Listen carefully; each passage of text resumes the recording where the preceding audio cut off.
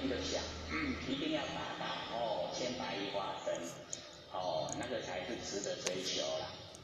凡尘现象呢都是假的，所以我们了解说呢，能够信受，信受之者啊，皆相应。只要我们相信自己的佛性，能够领悟，能够接受，这样的话呢，一定能相应，跟真理相应，就可以成就了了见，无一物。这个在文字来讲，了了见无一物，就已经呢都能够呢透彻的知道，都已经见到佛性了。可是无一物啊，竟然都没有一个东西，没有。看起来这个了了见，各位浅显，了了见是见到什么？对，就是见到佛性本体了，了了见，已经透彻的知道了，没有那个虚幻不实在的，已经见到实相的，所以才叫了了见。然后呢，无一物，没有一个东西啊。假如说有形象存在啊，它就有生灭，这样了解吗？因为佛性啊没有形象，所以没有生灭。它有形象就有生灭，它有生灭它就不长，时间呢不会很长。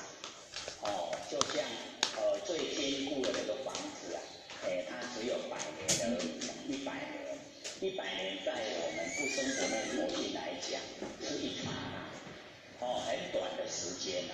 我们佛性呢亿万年，就是56亿万年以后，弥勒祖师下生，我们都还在，佛性没有消失56亿万年，久不久？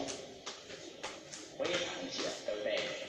以时间现象来说非常久。那以佛性来讲，它呢就在当下，当下呢，就是亿万年同时都在。所以我们就是要进入真理世界，不可思议啊，这个呢了了见，无一物，亦无人啊，亦无佛，也没有人，也没有佛。好，我想请问一下，如果我们在让孩子学习读经的过程当中，就是他一定会遇到就是挫折感或者是想要放弃的时候，那我们要做父母的要用什么方式去引导他们重拾那个信心，然后继续读经这条道路？基本上这个问题很好，就像我刚刚说的，很多人到最后放弃了。我说的很多人是父母，我认识很多孩子，他们都告诉我，他们曾经有过读经的经验，或者曾经有过背诵唐诗300首的经验，但是后来在30首、50首之后就放弃了。放弃了之后呢，就一直没有再延续，后来就留下了很多遗憾。那我的方法是什么呢？很简单，就是不要由浅入深，要由深入浅。这个做法可能跟一般人想的都不一样，就是反正我们就从五言绝句开始背嘛，从三字经开始背嘛，对吧？对，那后来就慢慢背越长的东西，从五言绝句变成七言绝句，从五言律诗变成七言律诗，从律诗变成古诗，从古诗变成乐府，到了乐府，到了长恨歌，到了琵琶行，放弃了，到了老家行，摩扣铃啊，最后他们就放弃了。我的做法是什么？我的做法是先从长恨歌开始。各位，唐诗300首里面最长的就是长恨歌，其次是琵琶行。从最长的开始，对，一开始会很难，不可能我现在开始今天就可以背，那我没有关系，我就汉皇重色思倾国，欲语多年求不得，杨家有女初长成，养在深闺人未识。我4句作为一个章节，作为一个段落，对吧？对，然后呢，要让孩子觉得这件事情有趣。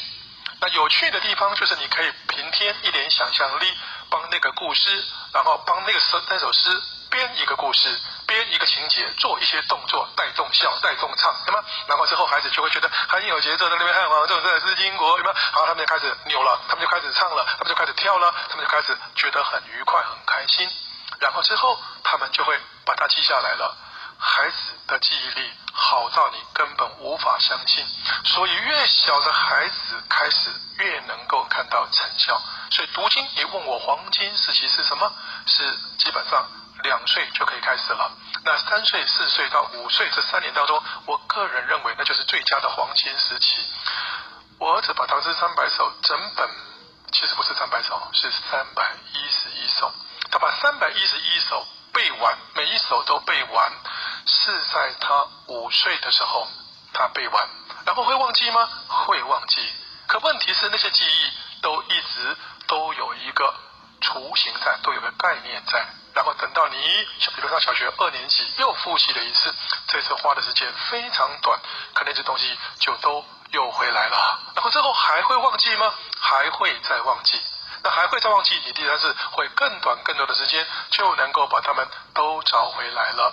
所以读书这件事情，记忆力这件事情，心理学家跟社会学家做的一个研究，那个科学研究是任何人听一个什么东西，读一个什么东西，他可能读了之后会忘，背了之后会忘，那几次之后不会忘呢？答案是7次。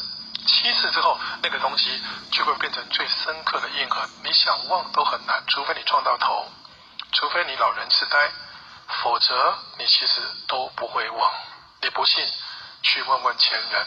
我昨天晚上才领略过，天哪，多么不可思议的背诵能力，有没有？而且那些能力，那些文字还不是非常浅显易懂，是深奥难懂的东西。他还甚至没有大学学历，还没有高中学历，也没有国中学历，他只念过几年的小学而已，他就能够这样？凭什么？凭的是那一遍又一遍又一遍的功夫，最后擦拭都擦拭不了。然后之后就会发现，他会变成一个受人尊敬的人，因为他言语有味，而不是言语乏味，对吧？对，所以我的意思是，你要相信这件事情，然后从难的到简的。你会发现，你知道我儿子刚开始背完那首诗之后呢，我一开始也是从原句去背，后来发现这不对，因为这样子到最后他遇到难的东西，他就会退缩了，然后最后就会都没有完成。所以你不信去问问看，多少孩子能够真的把《唐诗300首》整本都读完的？这种人少之又少。我儿子其实把那本书读完，他在小学2年级的时候把《论语》整本书都背下来。他在大陆上节目的时候，然后那次我才透露真相。我说小时候我叫儿子背《论语》，儿子就问我说：“爸爸，那你会背吗？”我说：“儿子，告诉我，爸爸是谁？”他说：“爸爸是国文老师。”我说：“什么样的国文老师？”他说：“很厉害的那一种。”因为他上过我很多次课，我都会带他去教室听我上课。然后我说：“哦，所以你认为爸爸会不会背？”他说：“好了，我知道你一定会了，我背就是了。”然后之后他就开始背了。其实我很诚实的告诉各位，我不会，我只是都很熟，可是我没有刻意去把它背下来。那直到那一天节目上，他才知道，哦，爸原来你骗我骗了几10年了。对，但问题是他是理所当然，他一定会背嘛，是不是？可问题是他真的就把它背下来了。那背下来之后，我刚刚说过，那些东西其实会影响他自身且远。对，那些东西不一定是考试用得上，而是你的人生经验当中那些所有善良的那些道理。各位在经过10-20年之后，就一定会发现，天下间所有善良的道理都适用在各种教派、各种家派当中。所以你会发现，对，那基本上是跨国界的，也是跨古今、跨世上的人种的。其实很多善良的东西本质都相同。可你的孩子能够这么小就借由这种方式，然后去得到一个这样的机会，我就觉得那是一件很好的事。还有，给孩子在背书的时候多一点点挑战的动能。当他碰到巨大的挫折难以开展的时候，你要鼓励他，然后你要想办法用某一些实质的东西去鼓励他。比如说妈妈会说，来，我们把这首诗背完了，妈妈就带你去仁爱公园玩，然后妈妈就带你去夜市坐步步车，有没有好主意？或者妈妈就带你去吃宝宝牛排，有没有好主意？然后之后孩子就会发现，哦，他们愿意这么做了。还有一个更棒的做法是让孩子喜欢上这件事，就是把这件事情变成一个游戏。我们去淡水买了一个戳洞乐，我不晓得那个在这边的叫法就是反正外面贴着一张很漂亮的纸，然后里面有一些礼物，那礼物其实都很烂，就你夜市买的那都很烂。可是我们自己可以，他们孩子才不在意，因为他们孩子对未知的东西都很好奇，知道吗？古往今来，所有的孩子对洞最好奇，能够去戳洞，听到那个洞被破的声音，砰，有没有孩子然后拿出一个礼物，礼物是未知，打开，好棒哦，有没有？是一个什么什么礼物，是个神奇宝贝，有没有？他就很开心，是个豆片，他就很开心。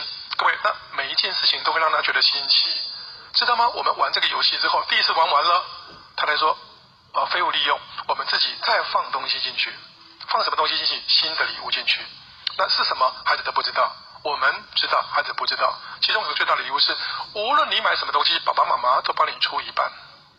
我儿子有一次拿到了，爸爸，这有什么用？出一半就是我还要出一半的意思啊，所以我还是没有用啊，我不要，我就把它丢了。那一年他小学1年级，也就是他6岁，然后后来16岁，他念了短中，他想买 iPhone， 然后我说可以啊，我们家可以在高中开始提供你手机，不过是 Nokia 1元手机，最简单的功能。但是如果你要买 iPhone 那种很炫的，可以自费。他说自费要很多钱，要2万1-2万块，那时候好像18000还是多少，现在是5万多，最贵，对吧？好，他说要那么贵，我没有那么多钱呢。我说你以前不是有一个很好的礼物吗？无论你要买什么东西，爸爸妈妈都帮你出一半，还记得吗？他说我记得，那我有过，对不对？你记得对不对？你想起了对不对？你有过？我说对啊，可是问题是，你拿到银行去拿提钱的时候，你要拿你的存折去，对吧？你要拿你的印章去，你要拿个凭借去，没有啊？我可能记错了，会不会根本没有那件事呢？他说爸，你就是不帮我付就对了。好，可是我的意思是，当时他们甚至会为了只是去公园玩20分钟，或者只是开电视看卡通30分钟，他们都会说爸，我要提前备明天的，我要提前备下一个礼拜的，因为我每个礼拜都会有一些进度给他。现在懂我意思了吗？就是当我们把那些原本乏味无趣的东西变成有趣的游戏，孩子就会变成乐意去做这件事。那当他乐意了，后面美好的结果就会发生。希望这个问题对你有一点帮助。OK。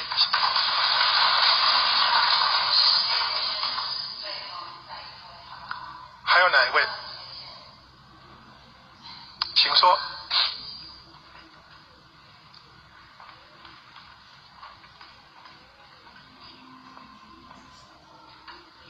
不好意思，请教一下，就是因为我小朋友还小，那因为你刚刚有提到说，5岁就让他背了那个唐诗300首，对，那你有提到说我们读经的目标是为了让小孩子能够自己内化，那你现在让他背这个东西，他不了解，你是会去讲解给他让他理解说，这首诗的意思意涵是什么呢？还是说只是先让他背，等到他长大，他能？我了解你的意思，因为时间的关系。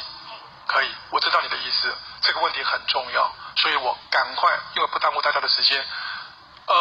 需不需要去讲解这件事情，会有2个问题。第一个，妈妈或者爸爸能不能讲解，有没有能力讲解？所以我说过的是自己个人本身才学的不足，可能会导致某些东西无法顺利开展。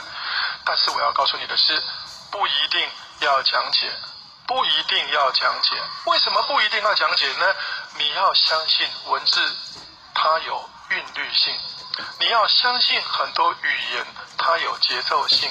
当那些有韵律有节奏的声音被记到脑海当中之后，它就会产生一个非常好的效果，它就会让这些孩子知道什么样的文字运用是优美的，是成熟的。各位，他以后在造句、在写作的时候、在演说的时候，这样的节奏、这样的句法，各位自然而然就会在他的脑中迸发出来，然后让他开始循例办理，去讲出类似的话，去写出类似的东西，那就是潜移默化。还有需不需要讲解，要看孩子本身有没有想知道的企图心。因为如果我每一题都要讲解，每一首诗都要讲解，那么在5岁以前，这个孩子除了读经之外，什么事都不能做了，对吧？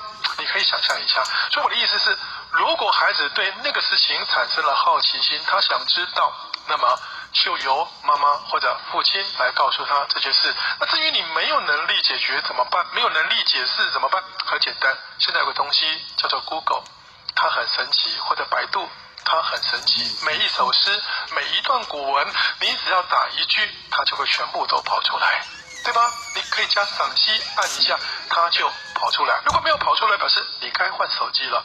苹果还不错，有没有好注意？好，各位，我的意思是，你很容易就可以找到要教他们的材料跟解释的方法。那这是很棒的一件事，因为它叫做亲子共学，不是孩子在知道，孩子知道的过程当中，你也知道了。了解我意思了吗？所以我们如果都这么做，那么这件事情它就应该能够做得更加妥当了。所以您有这样的问题，表示您一定在执行的过程当中碰到这样的一个疑惑，但是好事情是你在做。那我要告诉你的是，要持续做，就是不要企图说立竿见影，我今天背，明天孩子就变成四十男神，不可能，对吧？但是如果你背很多，最后就会发现你儿子比四十男神更厉害，他把爸爸踩在脚底下，因为他更神奇。我曾经看过《中华好诗词》里面有个女生8岁，那个8岁的女孩呢，能够背下的那个诗词含量实在多到惊人的地步，因为她比很多国文老师、大陆教语文老师表现都还更加精彩。为什么？因为她妈妈相信这件事情，所以她妈妈从小就带孩子去做这件事，而这个孩子也因为那样子，他的讲话多么聪明，多么幽默，多么有智慧，他完全不像那个年龄的孩子应该有的想法。各位，那为什么？因为那些背下来的东西在影响他，懂我意思了吗？我还叫儿子背过一本书叫《老子》，老子只有5000言，其实背下来并不难，里面的道理连很多成年人、博士生都不一定能够理解。可问题是，为什么叫孩子背？因为老子的文字实在太美了，那些四言的美句，让孩子背下来之后，在他的生命当中，每一次只要想到要表达什么，那样的美好的句法架构就会出现。他只是开始套进自己熟悉的语词，然后去运用那种纯熟的表达手法，他就可以讲出很多很棒、很优雅的一些词语。现在应该能够理解我的意思，希望对你有帮助。那今天时间所限，我们只能够到这里为止了。谢谢各位，今天很开心，谢谢。